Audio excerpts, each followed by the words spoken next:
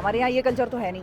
ہم تو کہتے ہیں بس خاموش کرا دو, بالکل کسی طرح یہ بولے نا, اس کی نوکری ختم ہو جائے, اس کا چینل بند ہو جائے, اس کا پروگرام بند ہو جائے, اس کو اٹھوا لو, اس کو گرفتار کرا لو, اس پہ مقدمہ بنا لو. تو ہمارے یہاں یہ کانسیپٹ ہے. اچھا, آپ کا نمبر تو نہیں آنے والا کس چیز میں؟ گرفتاری کا یا کوئی ایسی؟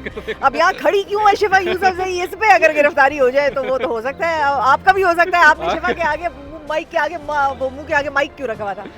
کچھ صحافیوں میں تو یقیناً یہ کھانے پینے کے معاملات ضرور ہیں, لفافے شفافے ضرور اچھی خاصی, دیکھیں کہیں دھواں اٹھتا ہے تو آگ تو کہیں لگی ہوتی ہے, یہ ضرور ہے. لیکن مزے کی چیز یہ ہے کہ اب صحافیوں میں جو ڈویژن ہے اور جو ایک گروپ دوسرے کے لیے آواز نہیں اٹھا رہا, اس کی بنیادی وجہ یہ ہے کہ وہ یہ کہتے تھے کہ جب ہمارے خلاف ظلم ہو رہا تھا تو تم لوگ خاموش تھے, اب تمہارے خلاف ظلم ہو رہا ہے تو ہم انجوائے کریں گے, اور یہ دوبارہ ریورس سرکل چلے گا. پھر جب ہمارا جو اپوزنگ گروپ ہے وہ اس پہ دوبارہ ظلم ہو رہا ہوگا تو پھر ہماری باری ہوگی مسکرانے کی. تو یہ اس قسم کا سلسلہ اب یہ شروع ہوا ہے. اور ارشد شہید نے ان کو مارایا جو بھی کیا, تو اس کے بعد صدیق جان واز دا فرسٹ پرسن کہ جو ارشد کے لیے کھڑا ہوا تھا اور وہ پہنچا ہوا تھا ارشد کے جنازے پہ.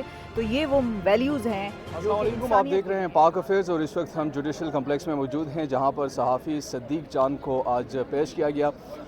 اس حوالے سے صحافیوں کو ہراساں کرنے کے حوالے سے آج ہم بات کریں گے. ہمارے ساتھ موجود ہیں مارننگ شو کے کافی شہرت یافتہ ہماری شفا یوسف سے, آپ کو کہتے ہیں خوش آمدید. Thank you. پہلے تو یہ بتائیے کہ صحافیوں کو جس طریقے سے ہراساں کیا جا رہا ہے, آپ کے ساتھ بھی یہ واقعہ کچھ عرصہ قبل پیش آیا تھا, کیا سمجھتے ہیں کیوں ایسا ہو رہا ہے اور اس کے پیچھے بنیادی کیا وجوہات ہو سکتی ہیں؟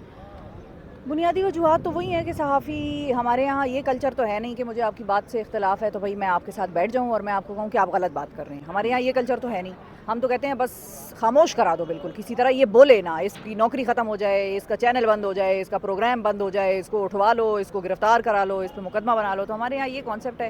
ہم ایکچولی جمہوریت میں تو ہیں, لیکن نہ وہ جمہوریت ڈیولپ ہو سکی, اس کی وجوہات بھی ہمیں پتہ ہیں, اور نہ ہی ہمارے یہاں میڈیا اس طرح سے ڈیولپ ہو سکا, اور نہ ہی لوگوں میں وہ میڈیا کو ٹریٹ کرنے کا شعور ڈیولپ ہو سکا.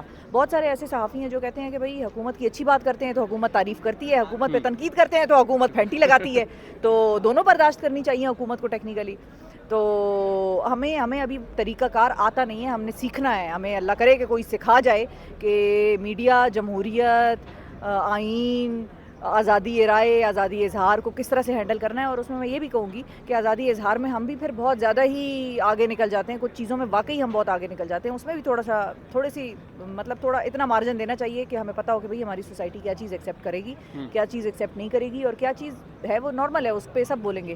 اب پاکستان کی حکومت پہ آپ تنقید نہیں کر سکتے, معیشت پہ بات نہیں کر سکتے, وہ کہتے ہیں کہ آپ پہ غداری کا الزام ہے, اس قسم کی چیزیں لگا دی جائیں گی. لیکن اب دنیا جو ہے وہ آپ کے اوپر سوال اٹھا رہی ہے, تو یہ آپ کو اچھا لگ رہا ہے. ہم بول رہے تھے تو ہم بہت برے تھے, اب دنیا اٹھا رہی ہے الزام, اس قسم کی باتیں اٹھا رہی ہے کہ ہیومن رائٹس واچ کی رپورٹ آئی ہے, یو ایس اسٹیٹ ڈپارٹمنٹ کی رپورٹ آئی ہے, انسانی حقوق کی بدترین خلاف ورزیوں کا اس میں لکھا ہوا ہے, اور کیا کچھ نہیں لکھا, وہ رپورٹ پڑھنے سے تعلق رکھتی ہے. تو مطلب ہم کہہ رہے تھے تو بہت برے تھے, اب دنیا سے آپ لڑنے چلیں, دنیا کو آپ کچھ کریں نا, بند کریں دنیا کے منہ. اچھا, ایک نقطہ یہ بھی ہے, ہمارے صحافیوں میں بھی کافی ڈویژن آ چکی ہے, یعنی دو طبقے ہو چکے ہیں, کھل کے آ چکے ہیں. اس کی کیا وجہ ہو سکتی ہے؟ ایک نظریات کا اختلاف ایک فطری عمل ہے, مگر ہم ایک نظریے سے جب اختلاف رکھتے ہیں تو دوسرا یہ کہتا ہے کہ یار ان کے ساتھ ملا ہوا ہے یا ان سے کچھ لیتا ہے, یا لفافہ صحافی ہم ٹھہراتے ہیں.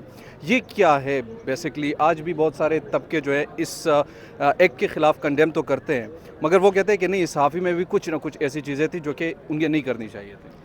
کچھ صحافیوں میں تو یقیناً یہ کھانے پینے کے معاملات ضرور ہیں, لفافے شفافے ضرور اچھی خاصی, دیکھیں کہیں دھواں اٹھتا ہے تو آگ تو کہیں لگی ہوتی ہے, یہ ضرور ہے. لیکن مزے کی چیز یہ ہے کہ اب صحافیوں میں جو ڈویژن ہے اور جو ایک گروپ دوسرے کے لیے آواز نہیں اٹھا رہا, اس کی بنیادی وجہ یہ ہے کہ وہ یہ کہتے تھے کہ جب ہمارے خلاف ظلم ہو رہا تھا تو تم لوگ خاموش تھے, اب تمہارے خلاف ظلم ہو رہا ہے تو ہم انجوائے کریں گے, اور یہ دوبارہ ریورس سرکل چلے گا. پھر جب ہمارا جو اپوزنگ گروپ ہے وہ اس پہ دوبارہ ظلم ہو رہا ہوگا تو پھر ہماری باری ہوگی مسکرانے کی. تو یہ اس قسم کا سلسلہ اب یہ شروع ہوا ہے. حالانکہ یہ چیز ان کو دیکھنی چاہیے کہ ٹھیک ہے, میرا آپ سے اختلاف ہو سکتا ہے, ذاتی نوعیت کا بھی ہو سکتا ہے. اچھا, ایک چیز یہاں پر ارشد شریف اور صدیق جان دونوں سے, کیونکہ آج صدیق کے لیے یہاں پر ہم موجود ہیں اس موقع پر, صدیق جان نے ارشد شریف کے بارے میں, ارشد شریف کا کہنا یہ تھا کہ اس نے میرے بارے میں کچھ نازیبا باتیں کی تھیں, اور یہ جب گوادر گئے تھے اس وقت وزیر اعظم عمران خان صاحب تھے وزیر اعظم, تو ان کی آپس میں وہاں پر کچھ جھڑپ سی بھی ہوئی تھی. اچھا, اس پہ بعد میں ارشد شریف بھی نادم تھے, ارشد شریف شہید کو اللہ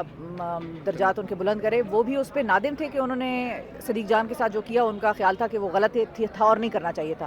اچھا اس کے بعد صدیق جان نے بھی، جب ارشد شریف کو شہید کر دیا گیا تو صدیق جان نے بھی ارشد شریف کے لیے ایسی کیمپین چلائی کہ جس کا ماضی میں کوئی وہ ثانی نہیں ملتا، کہ آپ اندازہ لگائیں کہ ایک بندہ جس نے آپ کو کہتے ہیں نا کہ زد و کوب کیا وہاں پر گوادر میں، جب یہ وزیر اعظم عمران خان کے ساتھ گئے ہوئے تھے اور لڑائی جھگڑا ہو گیا اور ارشد شہید نے ان کو مارایا جو بھی کیا، تو اس کے بعد صدیق جان واز دا فرسٹ پرسن کہ جو ارشد کے لیے کھڑا ہوا تھا اور وہ پہنچا ہوا تھا ارشد کے جنازے پہ۔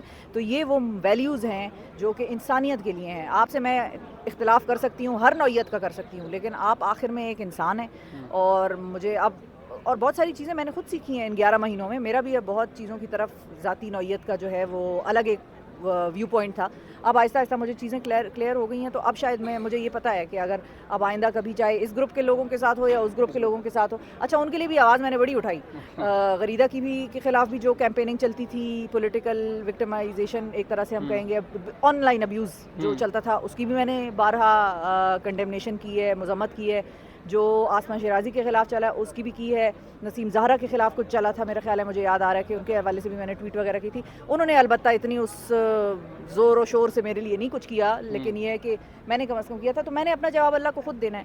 میں ان سے بہت سارے اپنے ساتھیوں سے ایکسپیکٹ ضرور کر سکتی ہوں کہ بھائی میرے لیے آواز اٹھائیں گے، لیکن اگر کوئی نہیں اٹھائے گا تو وہ اپنا نقصان خود کر رہا ہے۔ وہ ایک بڑا مشہور ہے نا کہ they attacked socialist and I was not a socialist, تو میں بولا نہیں۔ انہوں نے کمیونسٹ کو اٹیک کیا تو میں تو کمیونسٹ نہیں تھا، تو میں اس کے لیے بھی نہیں بولا۔ آخر میں جب وہ میری طرف آئے اٹیک کرنے تو میرے لیے کوئی بولنے کو بچا ہی نہیں تھا۔ تو اس چیز کو ضرور ذہن میں رکھنا چاہیے کہ یہ سرکل، اگر سرکل میں ہی گھومنا ہے، ہم نے سائیکلز میں ہی چلنا ہے کہ تمہارا گروپ اٹیک ہو رہا ہے تو میں چپ رہ جاؤں، میرا گروپ اٹیک ہو رہا ہے تو تم چپ رہ جاؤ، مزہ لو، چسکے لو، تو اس سے نقصان تو ہم ایونچولی ہمارا دونوں کا ہی ہو رہا ہے نقصان، ہمارا فائدہ نہیں ہو رہا۔ اچھا ویسے آپ کا نمبر تو نہیں آنے والا کس چیز میں؟ گرفتاری کا یا کوئی ایسی اب یہاں کھڑی کیوں ہے شفا یوسف سے، اس پہ اگر گرفتاری ہو جائے تو وہ تو ہو سکتا ہے، آپ کا بھی ہو سکتا ہے۔ آپ نے شفا کے آگے مائک کے آگے منہ کے آگے مائک کیوں رکھا ہوا تھا؟ تو اگر کھڑے ہونے میں لگتا ہے کوئی دفعات لگتی ہے 302 420 کی، تو وہ اب اس کے بارے میں تو اللہ پھر بچائے ہمیں۔ اچھا یہ بتائیے، آخری کویشچن ہے، عمران خان کے لیے کوئی سافٹ کارنر آپ دیکھ رہی ہے یا پھر بس ان کا اینڈ ہی ہے؟